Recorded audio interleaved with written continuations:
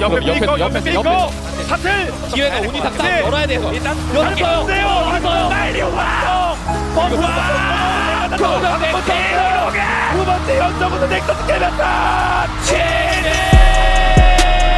물론 나오기를 바라고 또 기다리겠습니다만 저는 최효조 선수와 그의 가족분들 그리고 더 플레이의 사과의 뜻을 전하기 위해 이 영상을 올리게 되었습니다. 이 과정에서 그리핀은 카나비 선수에게 진동 게임과 장기 계약을 맺을 것을 종용한 것으로 드러났습니다. 최근에 롤 월드 챔피언십에서 팀원이 3핏을 달성하면서 장안의 화제가 되었죠. 그리고 월드 챔피언십만큼 뜨거운 시장이 있습니다. 바로 이적 시장인데요. 오늘은 e스포츠 산업에서 늘 화두가 되고 있는 이슈죠. 저희 법률 상담소에서 바로 e스포츠 선수 계약에 대해 이야기해보려고 합니다. e스포츠 선수들이 어떤 형태의 계약을 체결하는지, 근로자일지 프리랜서인지에 대한 논쟁이 왜 생기는지, 그리고 이 논쟁이 선수들의 현실과 어떤 괴리를 만들고 있는지 짚어보겠습니다. 또 많은 분들이 기억하고 계신 대표적인 사건입니다. 카나비 선수의 불공정 계약 논란, 최근 제우스 선수의 사례까지 살펴보면서 현장에서 어떤 문제들이 반복되고 있는지 이야기해볼게요. 마지막에는 앞으로 어떤 제도적 개선이 필요할지 저희가 생각하는 방향도 함께 제안하겠습니다. 먼저 저희 법률 상담소에서 해당 이야기를 들려주실 원객 소개하겠습니다. 안녕하십니까.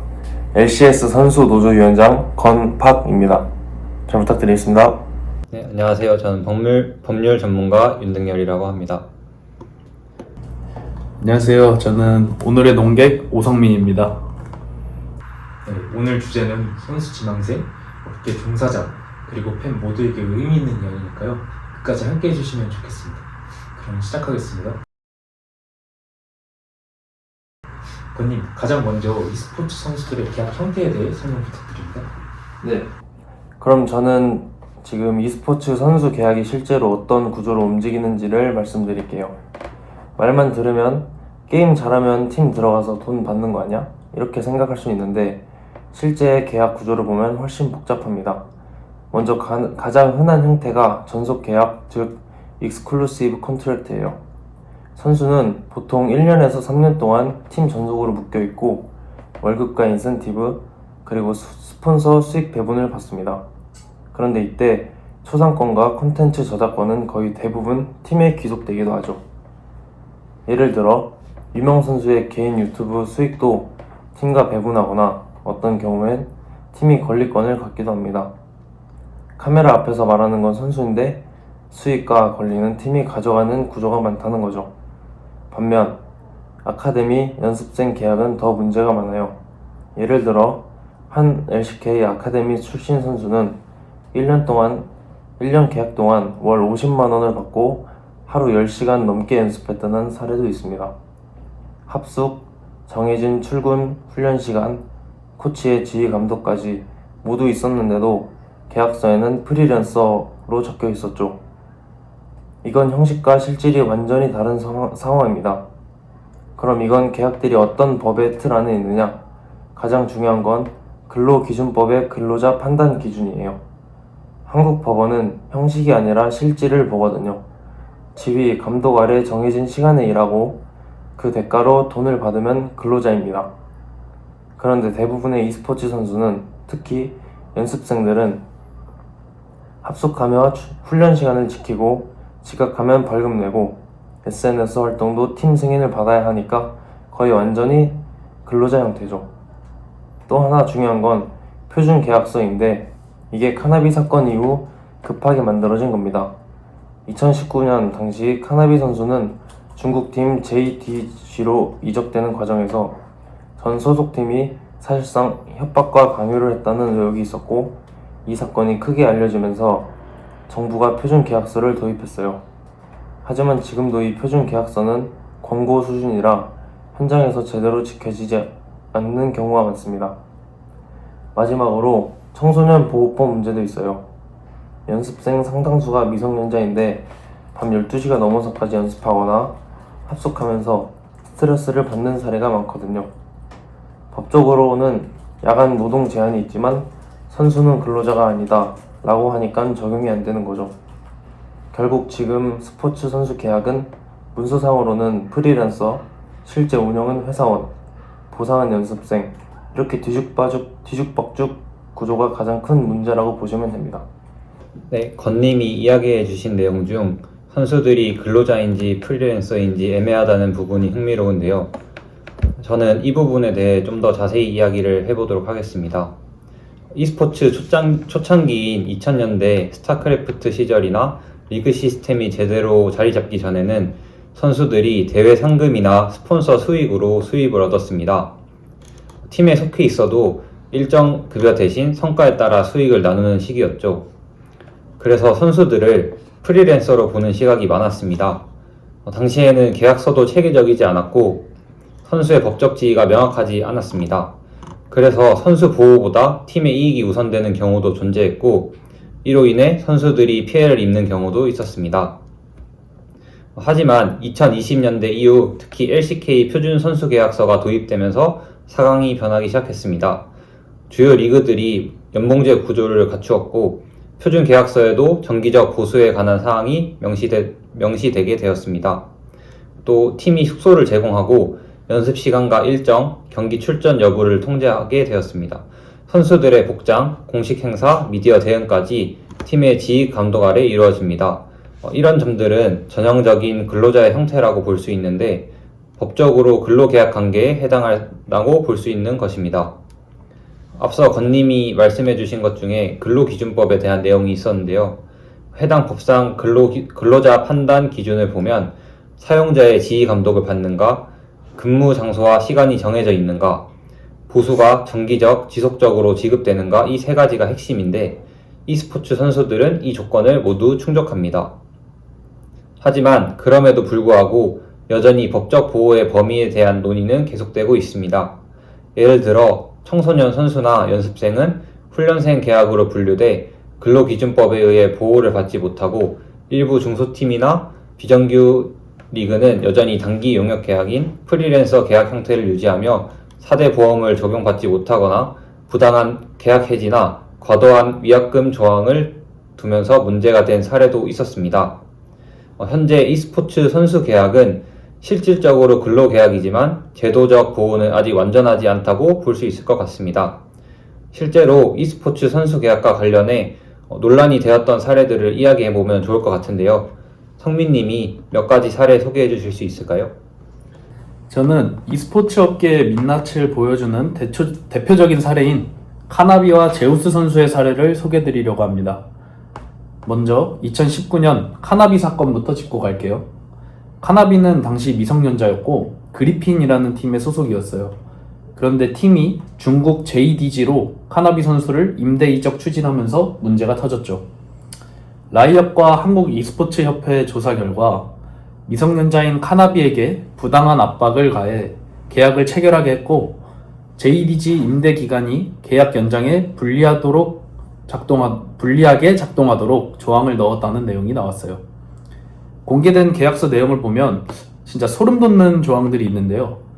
선수가 30일 이상 입원하거나 기량이 떨어졌다고 판단되면 팀이 일방적으로 계약 해지가 가능, 그리고 연락 두절 시 계약 해지, 그리고 5천만 원 플러스 지금까지 지급한 모든 돈을 다시 내놔라 라는 벌금 조항까지 있었어요.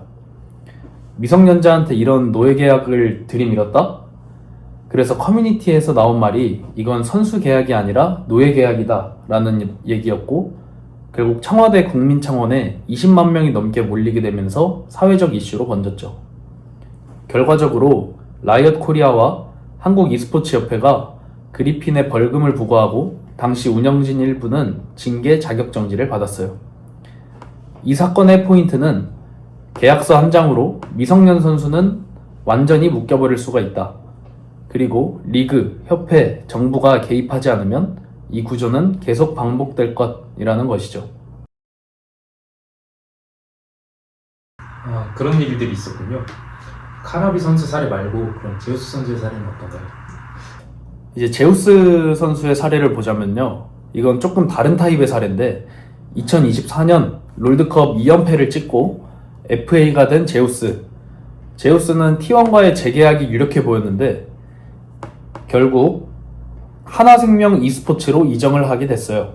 그 과정에서 T1과 제우스 측 에이전시가 서로 상반된 입장을 내면서 사건이 커졌죠. 핵심 쟁점은 먼저 초기 제한 조건. 에이전시는 T1이 제시한 초기 조건은 받아들이기 힘들 정도로 낮았고 구조도 불리했다 라고 주장하면서 우선 협상 때 아예 역제한조차 하지 않고 FA 시장에서 제우스 선수의 가치를 보고 오겠다 라는 입장을 택했어요. 비밀 유지 조항 때문에 정확한 내용은 알 수 없지만 일부 기사에서는 연봉 삭감이 포함된 제한이 있었다까지 얘기가 나왔죠. 이에 T1 COO는 인센티브까지 합치면 이전 연봉에서 삭감은 아니다 라고 말했지만 사실 롤드컵 2연패를 달성한 당대 최고 선수에게 연봉 인상도 아니고 이런 대우는 상식적으로 말이 안 되죠. 하지만 T1의 CEO가 제우스의 에이전시가 역제한의 기회를 차단했다. 그리고 이 에이전시는 과거에도 선수보다 돈을 우선시했다 등 팬들이 T1은 제우스를 잡으려 했지만 에이전시와 제우스가 배신했다 라고 생각하게끔 발언했어요. 이때 T1 팬들은 T1의 왕조를 만든 소위 제오 패국회 멤버의 재계약을 간절히 원하던 상황이라 반발은 더 심했을 거예요. 근데 이 일이 있고 8개월 후 T1의 CEO가 공식 방송에서 초기 제안의 존중이 부족했던 점, 그리고 잘못된 정보로 언론 플레이를 했던 점, 내부 커뮤니케이션의 오류를 인정하고 제우스와 에이전시에게 공식적으로 사과를 했고 그제서야 사람들의 오해는 풀렸어요. 여기서 우리가 볼 지점은 카나비 선수 사례처럼 계약서 조항이 완전 노예 계약인 건 아니지만 팀이 초기 오퍼를 얼마나 낮게 던질 수 있는지, 그리고 옵션 구조가 선수의 향후 이적 연봉 협상에 어떤 힘의 차이를 만드는지, 그리고 잘못된 정보 그리고 언플이 붙으면 팬들 눈에는 선수가 돈 보고 팀을 배신한 사람으로 찍힐 수 있다는 거죠. 결국 T1 스스로도 우리가 잘못했고 그 과정에서 선수가 상처를 받았다라고 인정하고 사과까지 갔다는 점에서 이거는 그냥 단순 썰 문제가 아니라 조직이 선수와 협상을 할 때 가져야 할 최소한의 존중 문제로 봐야 해요. 카나비는 미성년 선수를 상대로 한 극단적으로 불공정한 계약과 그리고 그것을 막지 못한 시스템의 문제를 보여줬고, 제우스는 세계 최정상급 선수도 초기 오퍼와 계약 구조, 언론 플레이에 따라서 여론과 커리어에 어떻게 불리한 위치로 밀려날 수 있는지 보여준 사례라고 볼 수 있어요. 이 두 사건이 공통으로 말하는 건 e스포츠에서 부당 계약은 꼭 계약서 문장만의 문제가 아니라 권력 관계, 정보 비대칭, 언론 플레이 모든 것이 얽혀있다. 그래서 선수들 입장에서는 단순히 계약 기간과 옵션 그리고 돈을 얼마나 주느냐만 보는 게 아니라 내가 보호받을 수 있느냐까지 같이 봐야 하고, 선수들을 보호해줄 수 있는 시스템이 필수적이다. 그리고 팬들의 입장에서는 선수 탑부터 하기 전에 이 구조가 공정했는가를 먼저 물어볼 필요가 있다는 거죠. 그럼 이런 문제에 대해서 해결책이 필요할 것 같은데요. 위원장님, 개선책이 있을까요? 네. 그럼 이런 문제를 어떻게 해결할 수 있을지 개선 방향을 이야기해 보겠습니다. 저는 3가지 핵심 방향이 필요하다고 봅니다. 첫 번째는 실질 기준의 근로자성 인정입니다. 지금 선수들은 출퇴근 시간이 정해져 있고 지각하면 벌금을 내거나 규율 위반으로 징계를 받는 경우도 있죠. 실제로 제우스 선수도 아카데미 시절에 팀이 정한 의무 컨텐츠 촬영 참여를 거부하면 페널티가 있었다고 말한 적이 있어요. 이 정도면 거의 회사 직원과 다르지 않습니다. 근로자로 인정되면 주휴수당, 연차, 4대 보험, 야간 노동 제한 같은 당연한 권리가 생기고 선수 인권이 크게 개선됩니다. 두 번째는 표준 계약서의 강제 적용이에요. 아까 말한 카나비 사건처럼 이적을 강요받거나 겁박을 당하는 구조가 생긴 이유는 팀과 선수의 협상력이 너무 차이가 났기 때문이죠. 현재 표준 계약서는 강제성이 없어서 현장에서 마음대로 수정하거나 삭제해도 문제가 되지 않습니다. 그래서 저는 미성년 선수 보호 조항, 초상권 사용 범위 명확화, 트레이드, 임대 시 선수 동의 의무, 부당한 페널티 금지, 이런 내용을 법적으로 의무화해야 한다고 봅니다. 세 번째는 선수협회 설립, 즉 집단 교섭 구조 마련입니다. 북미 LCS는 이미 선수 노조가 있고 파업도 하고 리그 운영 구조에도 직접 의견을 냅니다. 반면 한국 LCK 선수들은 개별적으로 대응할 수밖에 없는 구조예요.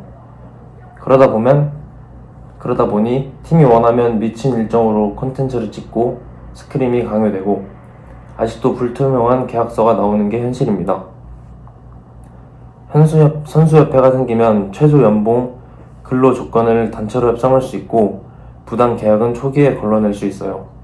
특히 아카데미 연습생 같은 약한 위치의 선수들에게 큰 도움이 되죠. 정리하자면 e스포츠는 산업은 이미 세계적이고 프로지만 제도는 아직 아마추어입니다. 근로자성 인정, 표준계약서 의무화, 선수협회 설립, 이 세 가지가 제대로 마련된다면 카나비나 제우스 같은 사례는 다시는 반복되지 않을 것이고 선수들이 안정적으로 커리어를 쌓을 수 있는 환경이 만들어질 거라고 생각합니다. 네, 오늘은 e스포츠 선수 계약의 구조와 법정 분쟁, 그리고 대표적인 사건들을 중심으로 현재 문제점들을 살펴봤습니다. 카나비 사건처럼 과거에 드러났던 불공정 계약도 있었고 제우스 선수 사례처럼 지금도 여전히 해결되지 않은 구조적 문제가 존재할 수 있다는 걸 알 수 있었죠.